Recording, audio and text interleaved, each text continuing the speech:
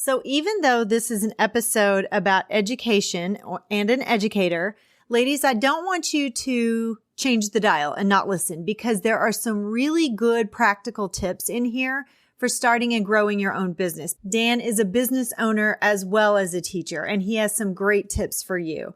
So hang in there, because Dan's got some great tips for the business-minded entrepreneur within you. Are you in a new season of your life? Are you stuck and searching for clarity so you can make a career change? Do you just need the courage to switch careers? Are you ready to follow God's plan for your career? Welcome to Choose Your Next Yes. Hi, Kindred. I'm Mel, a career transition coach, mom of grown-ups, coffee lover, and God girl. I've had a lot of big life changes, and I haven't always been clear about God's plan for me. This led to stress and anxiety and a lack of clarity and courage to make a career move. I finally started listening to God's voice to find clarity and peace, and stopped being scared to make a move and achieve my career transition goals. Now, my mission is to help you learn to listen to God's voice and know when to say yes to the career you've always wanted and no to everything else. Let me show you how to clarify your purpose and find courage to pursue your personal and professional goals in your midlife and beyond. Throw down your self-doubt, dust off your dreams, Kindred. It's time to reset and refine and reclaim the woman you once aspired to be.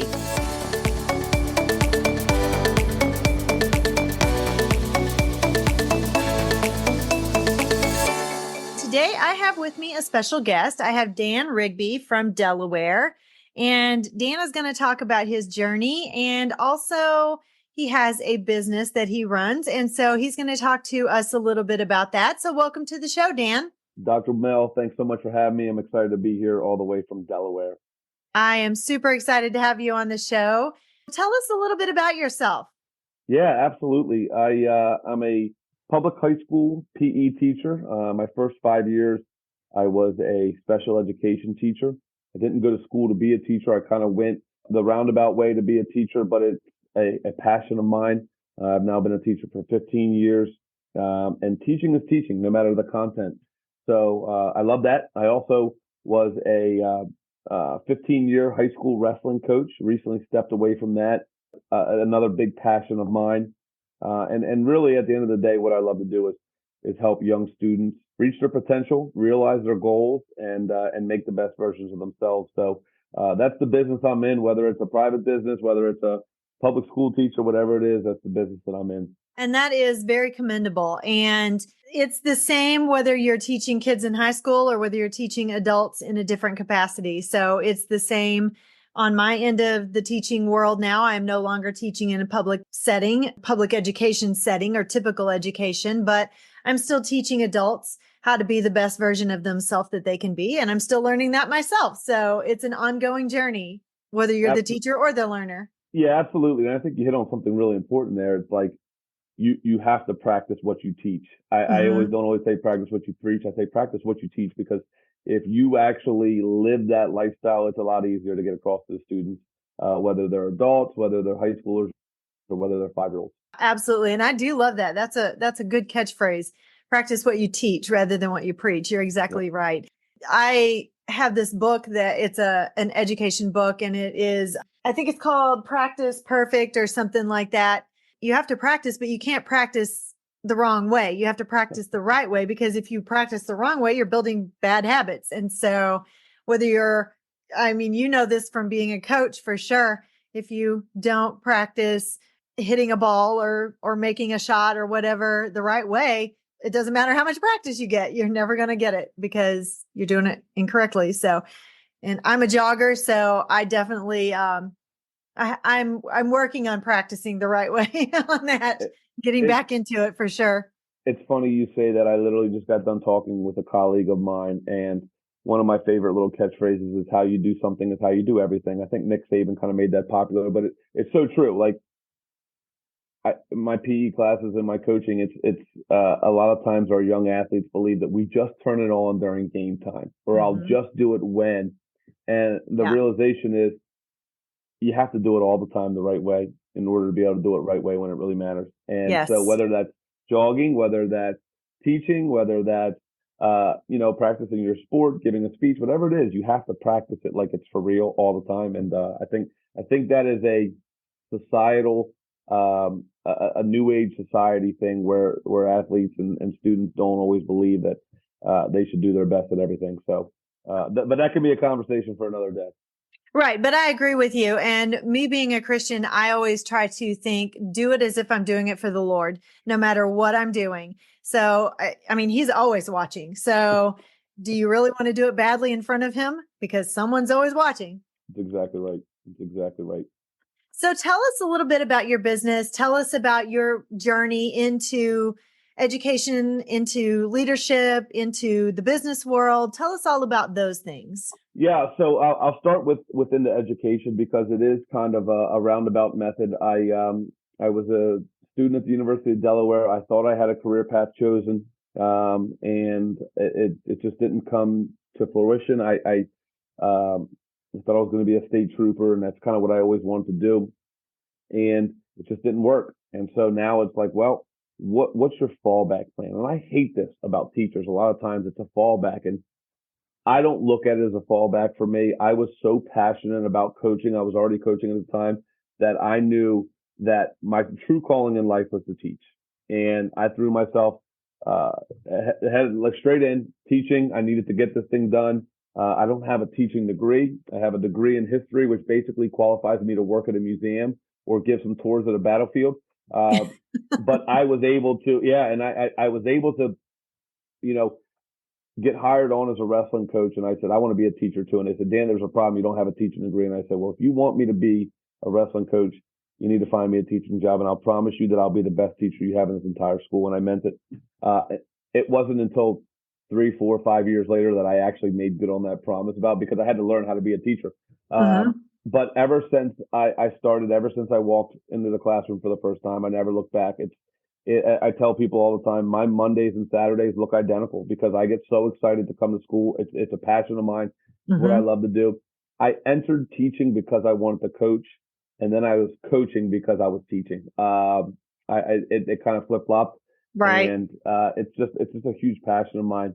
I stepped away from coaching 2 years ago because I was a coach ever since I was a freshman in college. I never had a Thanksgiving or a Christmas without practices. Right. And I just felt like my calling was to do something else. And what I realized is once you step away from coaching, you're not done coaching. So I was working with student athletes in my school, and I recognized that their habits and routines didn't always match what it is that they wanted to accomplish. Kind of similar to what we just talked about. What are you doing in everything in your life that's going to help you get to that next step? So I decided to build an academic kind of habit tracker slash planner slash journal, and Mm-hmm. I just gave it to these athletes, and it made a big difference. And then next thing you know, another team said, "Hey, can we have one of these? Can we have some of these? Can we have some of these?" And before you know it, I was losing money left and right because I was doing this out of the goodness of my heart. And almost exactly a year to the day, we're now, selling these all across the country. We have a paper-based planner. We have a mobile app, and it's all about just good, healthy habits and routines geared around student athletes and their academics, their athletics, their mindfulness, all those strategies. So we've been in business for about a year, and the parallels between the two are just huge. So this is something that you could use at home too. If you're, well, like me, I'm trying to get back into jogging and it's a slow go. So would this be something that I could purchase and use at home? Yeah, so it's funny you say that. Right now, the planner that we have is geared specifically towards middle school, high school, and college age student athletes. So there's an area in there that says, what are your goals for practice today? If Dr. Mel says my practice today is running a 5K, then you could absolutely write those goals down. Mm-hmm. But it says things like, how can I be a better teammate? Well, how can I be a better friend? How can I be a better significant other? Those are things that we're currently working on. We're modifying our one version of our planner to make it more of a version less geared towards the high school student athlete. But our focus is still on the student athlete, and because I'm still teaching full time, my time is stretched a little thin right now. But absolutely, there are people who use our planner in the professional world, whether they're in CrossFit, whether they're in running. But Mm-hmm. just know we are building one for the busy adult as we speak. Wonderful. Wonderful. So when we talked before, you had mentioned that there was a connection between being a teacher or a leader and your business. Can you give us some of those connections and how those can translate from one to the other? Yeah, I think the biggest thing for me, and I just think back to when I became a teacher, I thought it was all going to go really smoothly. And what I learned very quickly was there's going to be a lot of detours, a lot of bumps in the road. I'm going to mess up a lot. And the best thing that I can do for myself is recognize that we're going to have setbacks, and how do I get back in the saddle to correct those setbacks. So as an early teacher, I made a lot of mistakes. I didn't communicate the right way with some of my students. I didn't always communicate the best way with my colleagues, my co-teachers, and things of that nature. And that's the same in business, right? Like I've messed up so many times in the first year, and it could easily have said, Dan, this is not for you. Just call it quits. Or I can say, let's fix this. I mean, we're in the middle of revamping our entire mobile app right now. And I don't know if you are familiar with the mobile app building process, but it's wildly expensive. But I knew that this was part of the process, and I'm very process oriented. The journey has been great in both capacities. And so for me, the product is seeing a student be successful. The journey to get that student to success was not always easy, but it's worth it, right? The Mm-hmm. journey to put this product to market was not always a smooth, straight line, a linear line. It was zigzagged all over the place, but we're almost there now. We're end market, we're selling, we're doing things well. And so that process oriented mindset has really come into handy for me, but it's also the way we coach in athletics. It's, wrestling practice is tough. Getting to wrestling every single day, like there's no glamour and glit. There's nothing like really, really shiny about the wrestling practice. It's hard. And in order to get what you want on the other side, you got to go through difficult things. And whether it be in education, whether it be in coaching, or whether it be in business, you just have to know that this is not going to be a linear path, and there's going to be ups and downs. And, I always use the analogy of I like to take the rough side of the mountain because that's where the views are the best. Mm-hmm. And that's what I've done in every capacity. I don't have a teaching degree. I wasn't the best wrestler, and I have no business background, and I just figure out a way to get it done. And I mess up a lot, and that's enjoyable for me. So there's a lot of parallels there for sure. Absolutely. And it's a great mindset to have. It's that growth mindset for sure. And a couple of things I was jotting notes as you were talking because I didn't want to forget. But when you are first a teacher or you move into a leadership position or you start your own business, communication can be hard. That is a learned skill.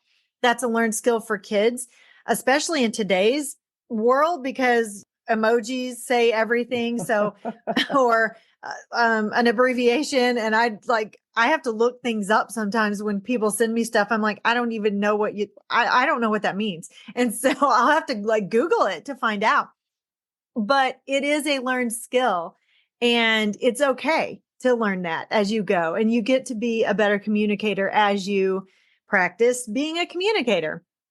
And then also the processes, the systems, and being disciplined. That is also a learned skill. And it's a great skill to teach our students, but we have a lot of adults that have to learn that skill as well. And discipline it's hard. And I have to be very disciplined in my own business. I had to be disciplined as an educator, whether I was a teacher or whether I was a principal or when I was a dean of instruction.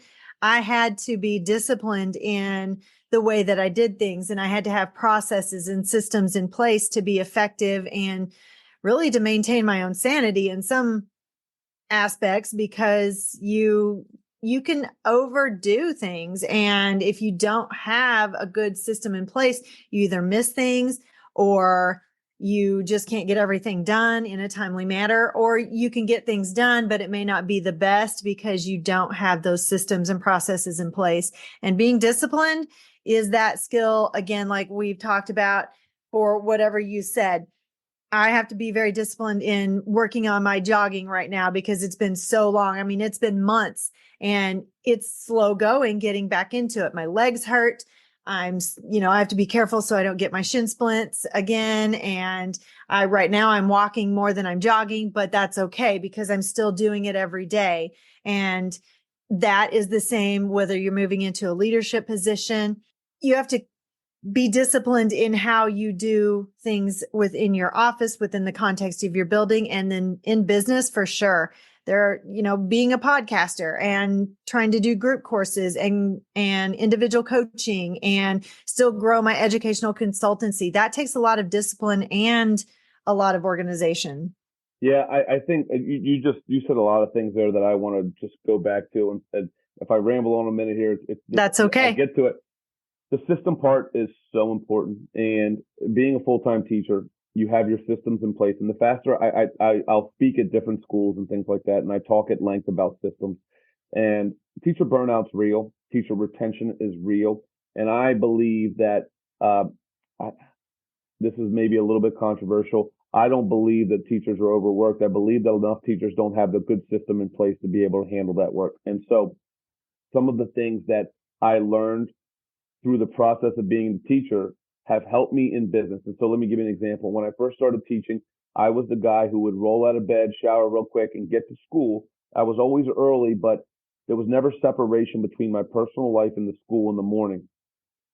The last 7 to 8 years, I wake up wildly early because I know this for me, I need that time alone in the morning where I can drink my coffee, I can read, I call it SSP, still silent and present, and then I can work. And in some days I'm working on school stuff, but in other days I'm working on business stuff.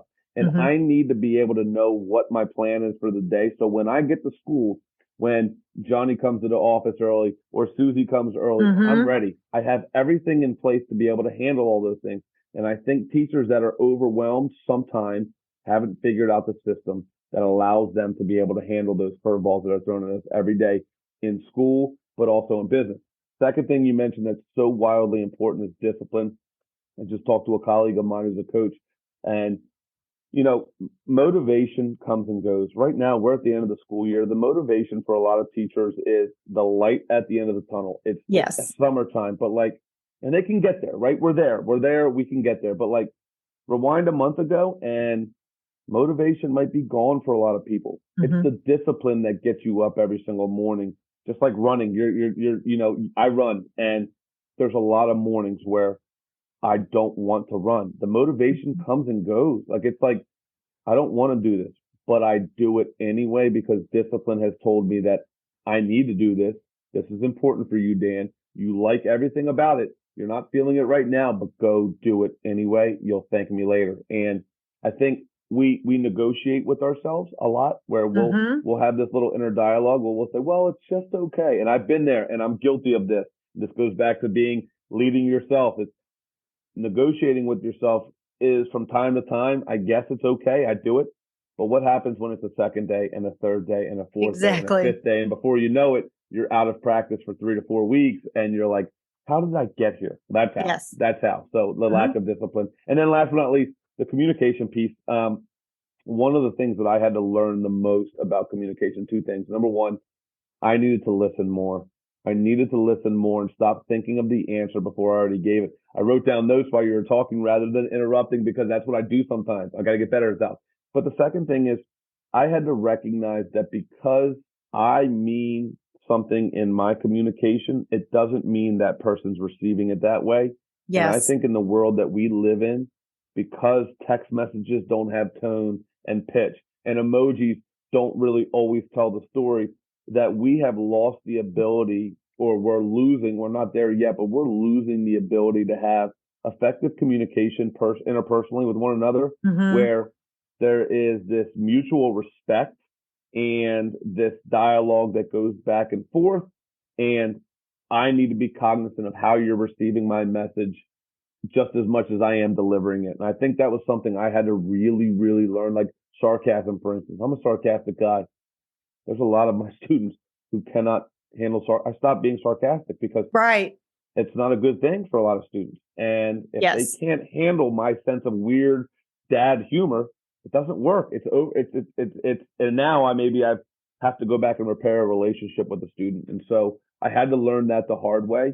And I think that's really, really important. So a lot of stuff you dropped there, I want to just mention.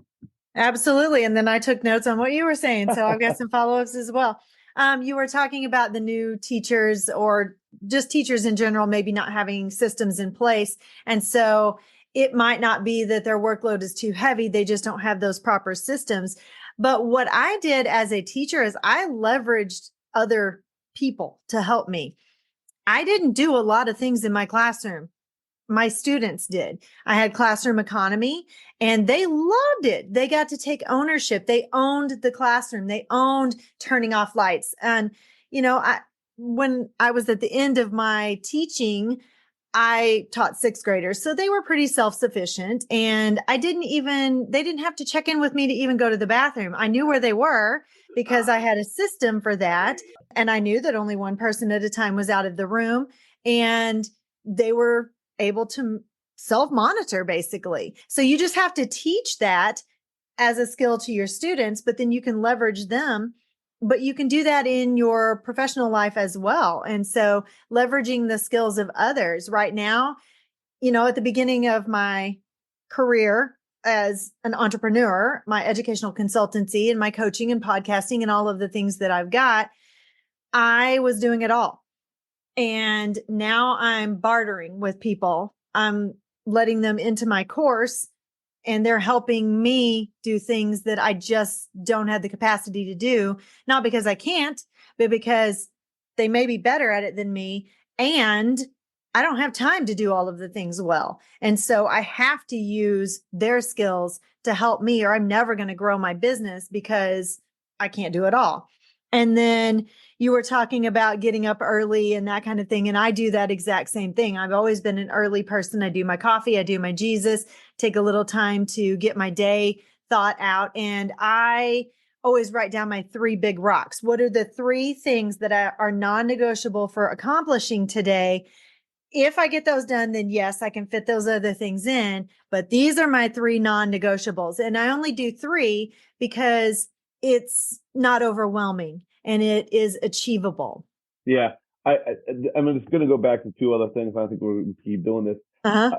I think one of the things that we as teachers and people in general, we're fixers. I think we fix a little bit too much from time to time. And I think in the post-COVID era, we have given so much grace and I love it. And I think it's great. But I also think that we've created lack of accountability and lack of self-efficacy, if you will.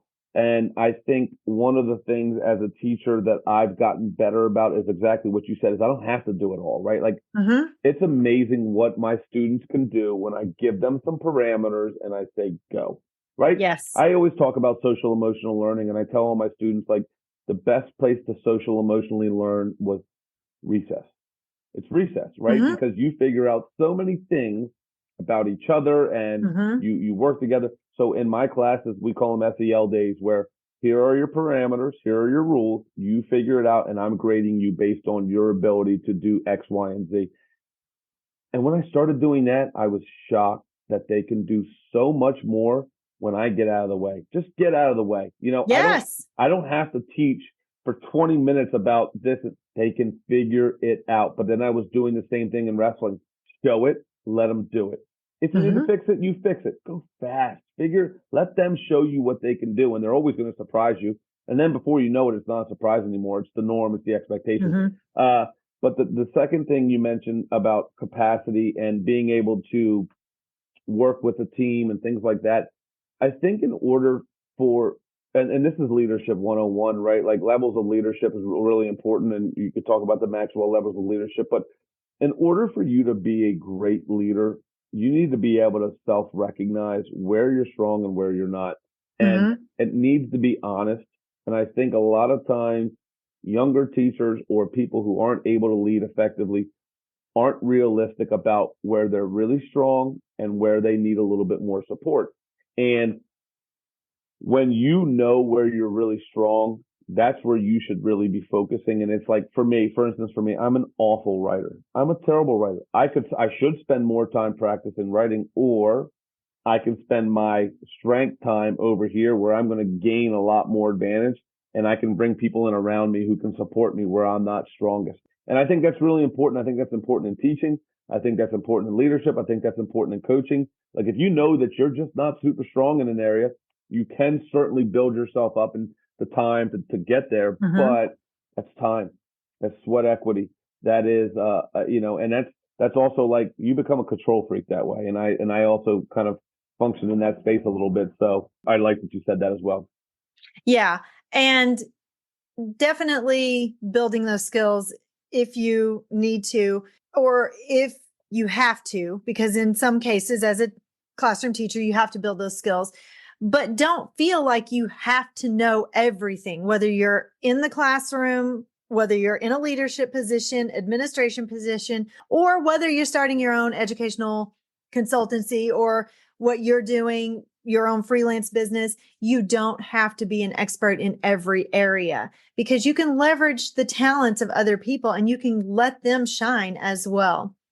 Yeah. And I think, I think the free market has really shown us this with things like Upwork and Fiverr, where you can jump on and find someone to help you with graphic design, someone to help you with this. And I think the best leaders do that better than everybody else. I mean, I really truly believe the best leaders surround themselves with the best people who make everybody rise together. And I think that's a really important principle of leadership, obviously. Absolutely. I've been on Fiverr.